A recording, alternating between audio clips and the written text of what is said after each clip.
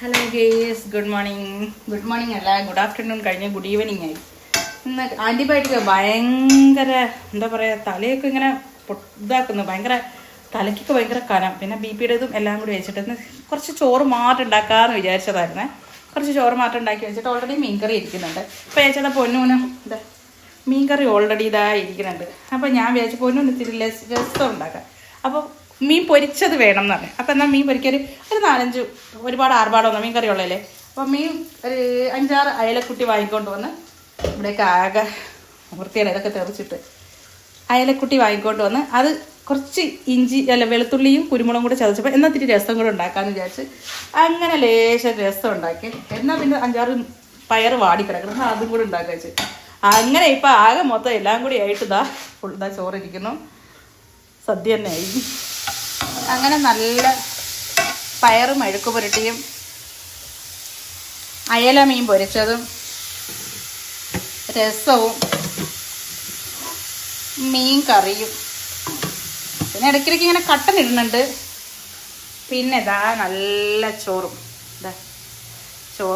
കഞ്ഞിവെള്ളം എന്തായാലും എടുക്കുന്നില്ല. ഒരു ലേശം തല പൊങ്ങിയാൽ പിന്നെ ഞാൻ വെറുതെ കിടക്കത്തില്ല. ഒരിത്തിരിയെങ്കിലും ഒന്ന് തല പൊങ്ങിക്കഴിഞ്ഞാൽ നേരെ കിച്ചണിലോട്ട് കയറും. അല്ലെങ്കിൽ എന്തെങ്കിലുമൊക്കെ പണിയുണ്ടോ, ഞാൻ അങ്ങനെ വെറുതെ ഇരിക്കലേ ഇല്ല. പൊതുവേ വെറുതെ ഇങ്ങനെ ഇരുന്ന് ശീലവുമില്ല, ഇരിക്കാറുമില്ല.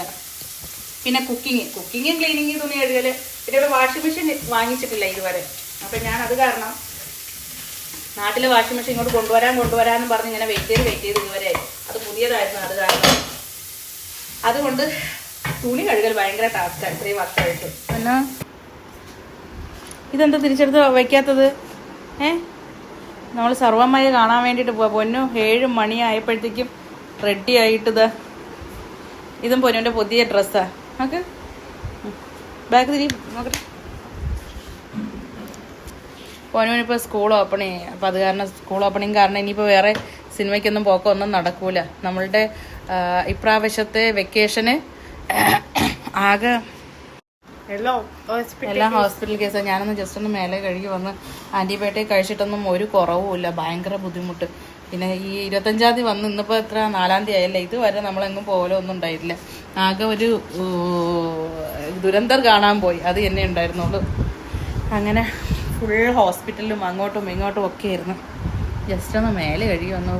വെള്ളം പുറത്ത് തുടങ്ങുമ്പോൾ തന്നെ ഭയങ്കര ബുദ്ധിമുട്ട്. പൊന്നുവിന് മാച്ച് ഒപ്പിച്ച് എനിക്ക് വേറെ ഒന്നുമില്ല, അങ്ങനെ വൈറ്റ് കിട്ടിയതാ. 10:15 ലുലുവിലെ ഷോ. 8:15 പൊന്നു 7 മണിയായപ്പോഴേ മാറ്റിയിരിക്കാം.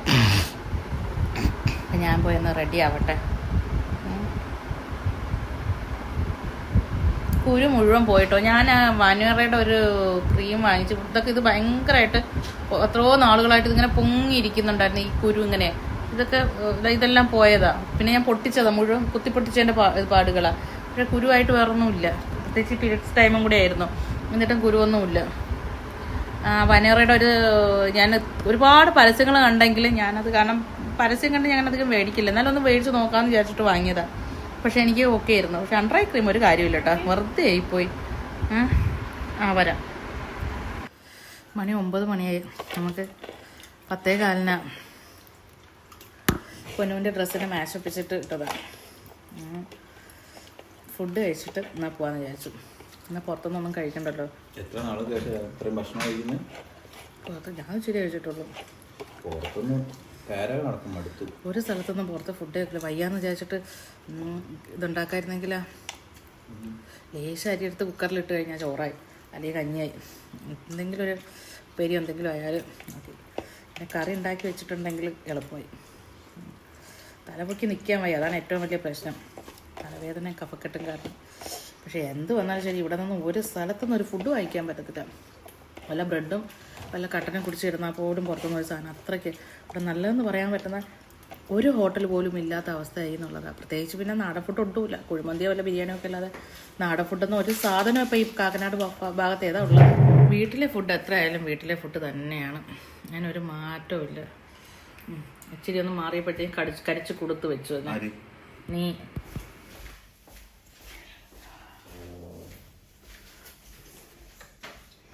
ലിപ്സ്റ്റിക്ക് വീഡിയോയിൽ വന്നപ്പോൾ കളർ വേറെ ആയിട്ടാണ് ഫീൽ ചെയ്യുന്നത്. പോയാലോ? എല്ലാരോടും പറഞ്ഞ് വൈറ്റ് ഡ്രസ്സ് ആയതുകൊണ്ട് ഡ്രസ്സിലൊന്നും ആക്കരുതെന്ന് പറഞ്ഞ അവസാനം എന്റെ ഡ്രസ്സിൽ തന്നെ ആയി. ഒരാഴ്ച ഫുഡ് തീരെ കഴിക്കാതെ വന്നപ്പോഴത്തേക്കും വെയിറ്റ് അങ്ങ് ഭയങ്കരമായിട്ട് അങ്ങ് കൂടി. ഭയങ്കരമായിട്ട് 3 കിലോയൊക്കെ കൂടി. തീരെ ഫുഡ് കഴിക്കായിരുന്നു. അപ്പൊ കറക്റ്റ് എന്തെങ്കിലുമൊക്കെ കഴിച്ചൊക്കെ ഒന്ന് ലെവലായി വന്നതായിരുന്നു. ഇറങ്ങാ. ഇനി ശരിക്കും പറഞ്ഞു കഴിഞ്ഞാൽ അവിടെ ലുലുവിൽ എന്തെങ്കിലും ഓഫറുള്ള സാധനം എന്തെങ്കിലും ഉണ്ടോന്ന് പോലും അറിയത്തില്ല. അതൊന്നും പോയി നോക്കാനുള്ള സമയം പോലും ഇനിയില്ല. ഇത്രയും കഷ്ടപ്പെട്ട് പോയി അതിൻ്റെ ഇടയിൽ പാർക്കും ചെയ്തിട്ട് എന്തെങ്കിലും ഓഫറുള്ള സാധനം പോലും കാണാൻ ഒന്നും നോക്കാനുള്ള സമയമില്ല. 9:19 10:10 സിനിമ. ഇനി അവിടെ നിന്നെല്ലാം ചുറ്റി തിരിഞ്ഞ് കറങ്ങി ഇതാക്കിയിട്ട് അപ്പ ഇനി പോവാനാ? ഞാനല്ല, ഞാൻ ഇറങ്ങിയിരിക്കുക. എനിക്ക് നോക്കണ്ട ഒരു ഷോൾ എക്സ്ട്രാ എടുക്കണോ? ഇനിയിപ്പോ കാറ്റടിച്ചിട്ടാണെങ്കിൽ വല്ല ബുദ്ധിമുട്ടാണെങ്കിൽ ഇതിന്റെ ഉള്ളിൽ നിന്ന് പറ്റിയ ഷോൾ. പിന്നെ അതൊരു ബാധ്യത, അതാണ് വിഷയം. പണ്ടേ ദുർബല എൻ്റെ ഗർഭിണി എന്ന് പറഞ്ഞ പക്ഷെ അതിൽ ഞാൻ പറയാം രസത്തിലെ മഞ്ഞളും മറ്റേ ഇതിൽ വന്നത് അത് പോവേയില്ല.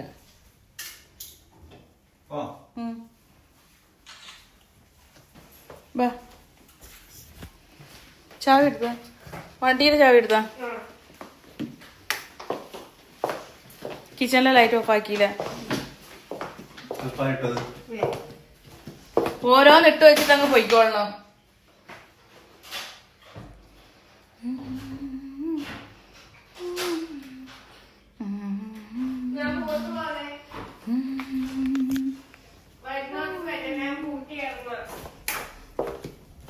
അയ്യോ കറണ്ട് പോയി. ഓഹോ എന്റെ ഫോണൊക്കെ പിടിച്ച് മേടിക്കാൻ പാകത്തിന് വളർന്നോ? ഓരോരുത്തരായിട്ട് വന്നിക്കോ നോക്ക്.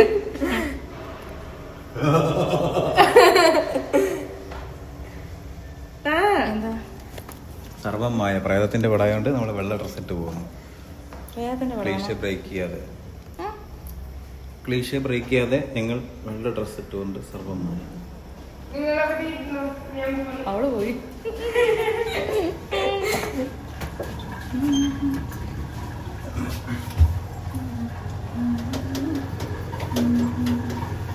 വെക്കേഷൻ ആയപ്പോ എല്ലാരും വന്നു. ഇനിയിപ്പോ എല്ലാരും അങ്ങോട്ടും ഇങ്ങോട്ടും പോകുമ്പോ ഒറ്റയ്ക്ക് അപ്പൊ ഭയങ്കര സങ്കടമായിപ്പോ. പിന്നെ ഞാനും എന്റെ സോഷ്യൽ മീഡിയ ഫ്രണ്ട്സും മാത്രം. കലാപകാരി